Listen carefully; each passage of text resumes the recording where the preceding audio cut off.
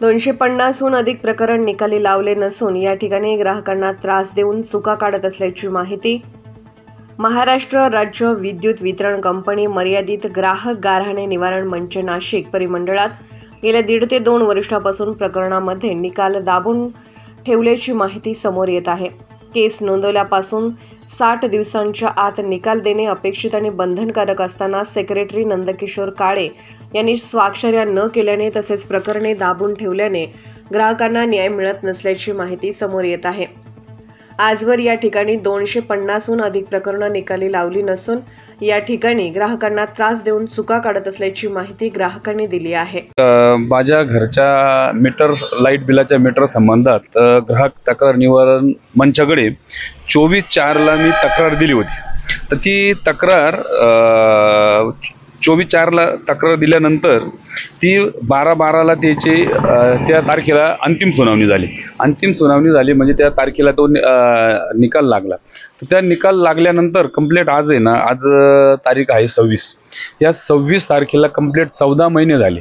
14 महिन्यानंतर त्यांनी मला तो निकाल आज दिला। तो बी मी त्यांना सांगितलं होतं की जर आज दिला नाही तर मी 29 तारखेपासून आपल्या कार्यालयासमोर सकाळी 10 वाजेपासून उपोषणाला बसत।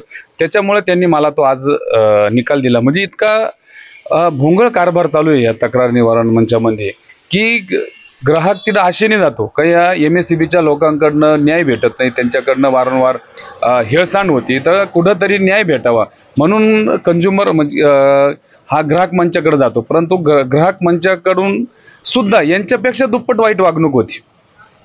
म्हणजे जर कधी समजा चुकी सगळी MSEB वाल्यांची असली तर तो MSEB वाल्यांची चुकी ते मानतच नाही, त्या ग्राहकालाच दोष देते आणि ज्या चुकीचं निवारण करायला पाहिजे तर ते निवारण न करता त्या ग्राहकावरतीच ते जास्त अन्याय करतात त्या ठिकाणून। त्याचं कारण असं का तिथं समजा हे MSEBचेच लोक जर तिथं अध्यक्ष सेक्रेटरी जर अशी त्यांची नेमणूक झाली असेल ना तर हे त्यांचीच बाजू घेणार। माझं असं होतं की माझं लाईट बिल फॉल्टी स्टेटस द्यायचे तरी मला ते दर महिन्याला बिल द्यायचे।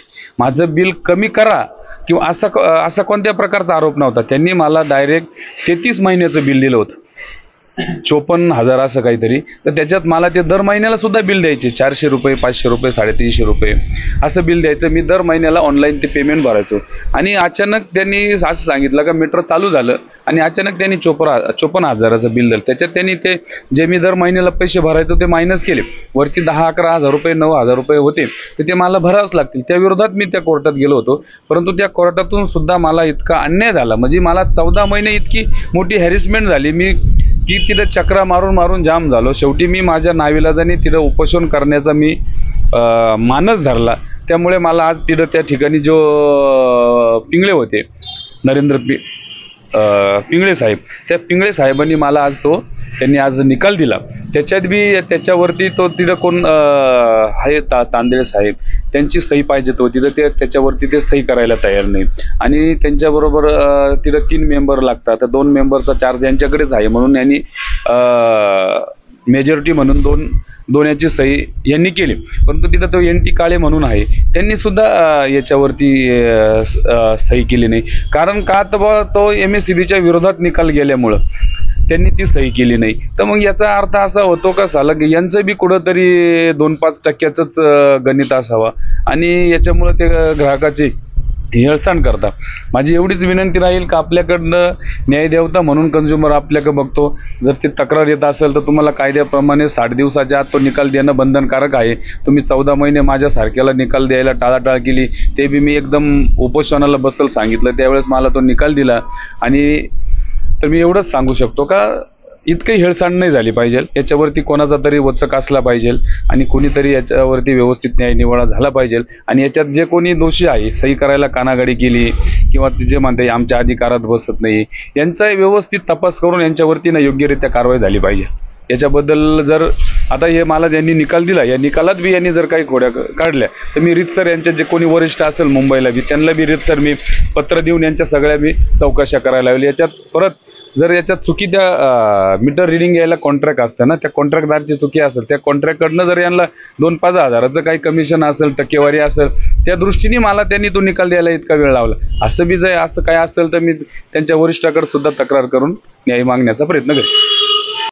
पिंगळे सर, काय सांगाल? केस नोंदवल्यापासून 60 दिवसात निकाल देणं बंधनकारक आहे, बरोबर, परंतु 1.5 ते 2 वर्ष आता आपण बघतो इथे काही निकाल दाबून ठेवण्यात आलेले. काय सांगाल यावर आता?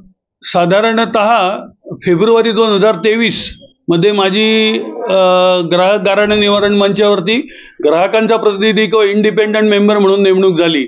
आणि त्याच काळामध्ये इथे जो चेअरमन असतो तो चेअरमन कोणी नसल्यामुळे तो नियमाप्रमाणे चेअरमनाचा पदभार पण माझ्याकडेच होता.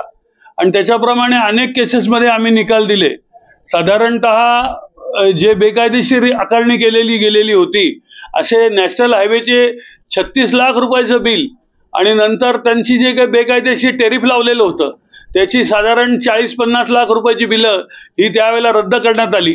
आणि त्याच्याप्रमाणे BSNLची पण बेकायदेशीर आकारलेली बिलं जी होती, जी पूर्वलक्षी प्रभावाने आकारणी केलेली होती, ती सर्व बिलं रद्द करण्यात आली. आणि त्यानंतर अखेरच्या काळामध्ये ज्या वेळेला जानेवारी 9 पासून नवीन चेअरमन मॅडमची नेमणूक झाली, त्यापूर्वी ज्या काही सुनावण्या घेण्यामध्ये आल्या होत्या आणि ज्याचे निर्णय देणं बाकी होतं, त्या निर्णयापैकी 7 ते 8 निर्णय पूर्ण निर्णयपत्र तयार करून सेक्रेटरी श्री नंदकिशोर काळे त्यांना दिली. परंतु त्यांनी ती सर्व प्रकरणं दाबून ठेवली आणि सह्या करण्यास नकार दिला. आणि त्याच्यामुळे या ग्राहकांना 14 महिन्यापेक्षा जास्त दिवस झाले, काहींना 14, काहींना 12 महिने, की ज्याच्यामुळे त्यांना हा विलंबाने निर्णय आज मिळतोय. आणि मला फार आनंद होतोय की आज तरी हा मिळतोय. त्याच्याकरता खूप मोठ्या प्रमाणावरती मॅनेजिंग डायरेक्टर MSCDCL, त्यानंतर सचिव MERC या सगळ्यांची मोठ्या प्रमाणामध्ये मी पत्रव्यवहार केला आणि त्यांना सांगितलं की हे ग्राहकाच्या हिताच्या विरुद्ध आहे, ग्राहकाला न्याय मिळण्यामध्ये हा मोठा अडसर आहे. तरी पण मनमानी कारभार करून श्री काळे यांनी मुद्दाम सर्व निकाल दाबून ठेवले आणि शेवटपर्यंत सही केली नाही. आणि शेवटी आता ज्यावेळेला मोठ्या प्रमाणामध्ये वरिष्ठांकडनं दबाव आल्यानंतर ते निकाल आजच्या तारखेला जाहीर करण्यामध्ये आले आणि त्याच्यामुळे ग्राहकाला खरोखर न्याय मिळाला. आणि अशा पद्धतीने पूर्वलक्षी प्रभावाने पण अनेक सरकारी संस्थांकडनं पण त्यांना चुकीची बिलं दिली गेली होती. ती सर्व बिलं मागील वर्षामध्ये रद्द झाली. आणि अशा पद्धतीने हा न्यायदानाचं काम पण विलंबाने का होईना, परंतु न्यायदानाचं काम आता सुरू झालेलं आहे. धन्यवाद. आपल्या ग्राहक घराणे ऑफिसमध्ये कुठल्या प्रकारच्या केसेस येतात आणि याबद्दल काय सांगाल ग्राहकांना? ग्राहक घराणे याच्यामध्ये सगळ्यात पहिला जो प्रकार आहे तो वीज कनेक्शन न मिळणे. नियमाप्रमाणे शहरी ग्राहकाला 7 दिवसामध्ये वीज कनेक्शन मिळालं पाहिजे, ग्रामीण ग्राहकाला 30 दिवसामध्ये कनेक्शन मिळालं पाहिजे. आणि कायद्याने वीज कायदा 2003 याच्याप्रमाणे ग्राहकाला जर वेळेवर कनेक्शन नाही दिलं त्या नियमित याच्याप्रमाणे तर ग्राहक मंचाला, वीज मंडळाला, वीज कंपनीला 1000 रुपये प्रतिदिवस याच्याप्रमाणे दंड करण्याचा हे आहे, परवानगी आहे. आणि त्याच्याप्रमाणे अनेक केसेसमध्ये विलंबाने त्यांना वीज पुरवठा दिला किंवा दिला नाही म्हणून 1000 रुपये प्रतिदिवस प्रमाणे पण त्यांना दंड करण्यामध्ये आला आहे. अशा अनेक ऑर्डर माझ्या काळामध्ये बाहेर पडलेल्या आहेत. आणि त्याच्याबरोबर दुसरं आम्हाला जी प्रायोरिटी दिलेली आहे ती बेकायदेशीररित्या ग्राहकाचा वीज पुरवठा खंडित करणे, की तो 56(2) नोटीस दिल्याशिवाय, 15 दिवसाची नोटीस दिल्याशिवाय ग्राहकाचा वीज पुरवठा खंडित करता येत नाही. परंतु ग्राहकाचा वीज पुरवठा अनेक वेळेला अशा पद्धतीने खंडित करण्यात येतो आणि त्याला नोटीस दिली जात नाही. त्याबद्दल पण अनेक तक्रारी इथे येत असतात. तिसरा प्रकार बिलिंगमध्ये आहे की बिलिंगच्या संदर्भात सर्व प्रकारच्या तक्रारीची दखल आम्ही घेतो. त्याच्यामध्ये पूर्वलक्षी प्रभावाने ग्राहकाकडनं टेरिफ चेंजचे पैसे वसूल करणं हे सुद्धा बेकायदेशीर आहे. ज्या दिवशी ग्राहकाचा वापर दुसऱ्या कारणाकरता आहे हे लक्षात आलं तर त्या दिवशीपासून पुढे त्याला नवीन टेरिफ प्रमाणे आकारणी करता येऊ शकते. कायद्याने 1 दिवस पण मागे जाता येत नाही. परंतु काही लोकांना BSNLला 10 वर्ष मागे आणि यांना नॅशनल हायवेला 3 वर्ष मागे अशा पद्धतीने बेकायदेशीररित्या आकारणी करण्यात आली होती. ती पण आमच्या मंचाने ती रद्द केली. त्याच्यानंतर आणखी इतर पण कुठल्याही प्रकारचे जर डिस्प्यूट असतील तर त्या सर्व प्रकारचे डिस्प्यूट फक्त कलम 126 आणि कलम 135 प्रमाणे वीज चोरीचा गुन्हा जर नोंदवलेला असेल तर त्या संदर्भामध्ये मात्र आम्हाला त्या केसेस इथे आमच्याकडे चालवता येत नाहीत. परंतु ह्या ज्या CGRF जे आहे, ग्राहक गाऱ्हाणे निवारण मंच, याला अशा केसेस नक्की खरोखर वीज चोरीच्या आहेत का, की यांना मुद्दाम कशामध्ये अडकवलं गेलेलं आहे, हे सगळ्याची खात्री करण्याचा अधिकार मात्र आहे. त्या पद्धतीने आम्ही त्या सर्व केसेस चालवू शकतो आणि त्याची आम्ही खात्री केल्यानंतरच आम्ही त्या नाकारतो किंवा खरोखर याच्यामध्ये वीज चोरी होती त्याच्यामुळे मग आम्ही याची सुनावणी होणार, त्याच्याकरता वेगळं न्यायालय आहे, आमच्याकडे त्याची सुनावणी होऊ शकत नाही. बाकी सर्व प्रकारच्या अनेक ठिकाणी काही धोकादायक DP आहेत त्या उघड्या आहेत, काही ठिकाणी खाजगी जागेमध्ये DP आहे. या सगळ्या प्रकारच्या केसेस आमच्याकडे चालतात. बिलिंग संबंधी, कनेक्शन न मिळणे, बेकायदेशीररित्या पुरवठा खंडित करणे, या सर्व प्रकारच्या ज्या केसेस आहेत त्या आमच्याकडे चालतात आणि आम्ही त्या यशस्वीपणे चालवलेल्या आहेत. आजच्या तारखेला गेल्या काही दिवसामध्ये ह्या केसेस काहीचे निकाल अडकवल्यामुळे इथे साधारण 270 ते 270 निकाल हे आतापर्यंत अडकले गेलेले आहेत.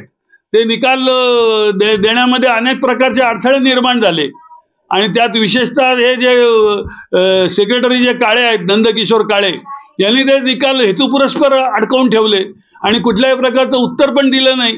अनेक त्यांना लेखी पत्र दिली गेली, त्याला पण उत्तर दिलं नाही. त्यांच्याकरता अनेक मोठ्या प्रमाणामध्ये MERC आणि MD MSEDCL यांच्याकडे पत्रव्यवहार करण्यामध्ये आला. माझ्याकडनं अनेक मेल पाठवल्या गेल्या आणि त्याच्यानंतर आजचा हा दिवस उजाडलेला आहे. साधारण 14 वर्षानंतर विलंबाने हा